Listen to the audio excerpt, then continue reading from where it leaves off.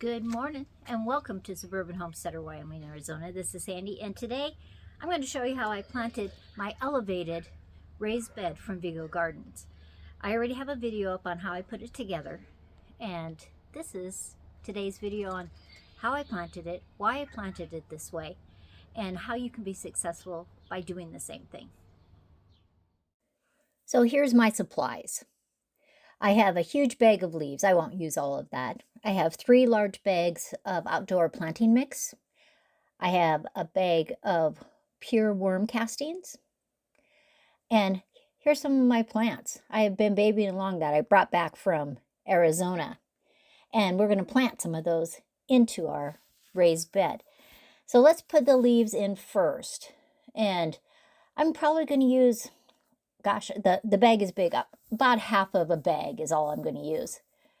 And then I'll take some time and I'll just smash it into the corners. I'll press it all down. Another thing I'm going to add in there is some homemade compost. And I will add that on the top, and I'll show you about that later. I'm also going to put some cardboard on the inside edges. The reason for that is because where it's positioned, it's going to not only get the heat reflecting from the house, it'll also get the heat reflecting from the concrete. And I'm not worried about the plants in the middle of the bed, but the ones that are on the sides, I don't want those roots to get too warm. I want them to be successful when they're growing. And I can trim off that edge so it looks a little bit nicer. So let's put some of the bags of soil in. I grabbed 3 bags. I may need 4 because I want to fill that all up. And when it goes onto the leaves, it's going to compact those leaves, which will eventually biodegrade, which will make my soil just better and better and better.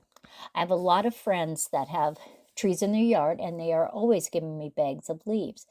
In fact, when we got back from Arizona, one of them called, "Are you still taking leaves?" Of course I am. So there's 3 bags. And I think that's a pretty good level. And I'm going to sprinkle those worm castings all over. Now, you may have a worm farm, you may have a worm bin, or you can just purchase them online or in local stores.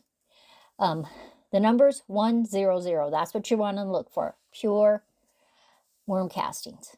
Let's sprinkle some homemade compost on there too.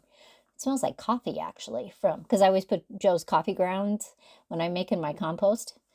And I'll incorporate those as I plant. Now, these tomatoes were volunteers down in Arizona, and I dug them up just before I left. And so they have been in a bag with some soil for about 10 days. They'll perk up. They were just kind of dormant while they were waiting to get planted. And so give them a week and they will just be growing like crazy. I'm just pulling off some of the dead or almost dead leaves. And I'm just putting it on the corners. Eventually, I'll have to put some tomato cages in there, but not right now. Now, this is a seed snail with pea seeds. And I have a video about that. And I'll show that for you so that you can watch it if you'd like. It's a great way to grow a lot of seedlings in a little tiny space. So I'm going to put those peas along the backside, and I have a little fence that I'm going to put in behind it so that they can just climb up it. I think it'll look attractive, and the peas need some kind of support. They don't care if it gets cool in the evenings, but they're not used to being outside. They've been in lights, and so I'll show you later on what I'm going to do to protect all my plants that I'm just planting today. But I love seed snails, and you can just start so many different kinds of vegetables in them. Okay, now I can reuse that bubble wrap and the string too, so I can make another seed snail. Now the next thing I'm going to add, these are Alpine Strawberries. I grew them from seed last fall. Then I took them to Arizona and I planted them in one of my raised beds, and now I'm just transplanting them here. Now, will they stay in the raised bed over the winter? No, I'll plant them in the ground just because they'll retain more moisture in the ground than they would in the raised bed. But they make a tiny strawberry that is so flavorful. It's just, wow. It's just amazing. Let's throw all that extra little soil that I have in there. I don't want to waste any of that. And the next thing I'm going to plant in is onions. These are Highland onions. I get them from Dixondale Farms. And the master gardeners, we just put a great big order in together. The more you buy, the cheaper it gets. So that's what we do. And they make a beautiful yellow onion. So here I am with my elevated raised bed planted.